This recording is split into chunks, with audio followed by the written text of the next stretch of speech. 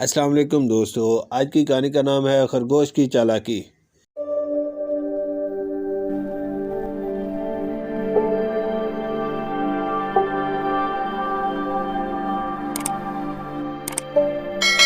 کسی جگہ شرارتی خرگوش رہتا تھا جس کی ذہانت سے لومڑ جیسا چالاک جانور بھی اکثر مات کھاتا تھا۔ اس خرگوش پر بہت غصہ آتا تھا، اس لیے وہ اسے اور اس کے دوستوں کو نقصان پہنچانے کی کوشش کرتا رہتا تھا۔ ایک دفعہ لومڑ بڑا سا بیگ کندھے پر ڈالے تیزی سے چلا جا رہا تھا۔ بیگ سے کسی کے چیخنے کی آواز آ رہی تھی، جس سے خرگوش کو اندازہ ہوا کہ اس میں اس کا دوست کچھوا قید ہے۔ اب اسے اپنے دوست کو بچانے کی فکر لاحق ہوئی۔ خرگوش جنگل کے درمیان سے تیزی سے بھاگتا لومڑ سے پہلے اس کے گھر پہنچا اور اس کے باغ کے سارے پھول توڑ کر زمین پر پھینک دیے اور خود گھر کے دروازے کے قریب ایک جگہ چھپ کر بیٹھ گیا۔ جو نہیں لومڑ کندھے پر بیگ لے کر گھر پہنچا تو خرگوش نے آواز بدل کر سرگوشی کی، لومڑ تمہیں بیگ یہاں رکھ کر فوراً بھاگ جانا چاہیے، کسی نے تمہارے باغ کے خوبصورت پھول توڑ کر برباد کر دیے ہیں۔ یہ سنتے ہی لومڑ کا غصہ آ گیا، اس نے بیگ زمین پر رکھا، چھڑی اٹھائی اور باغ کے طرف بھاگا۔ خرگوش نے جلدی سے بیگ کھول کر اپنے دوست کچھوے کو آزاد کیا اور اس کی جگہ شہد کی مکھیوں کا چھتا ڈال کر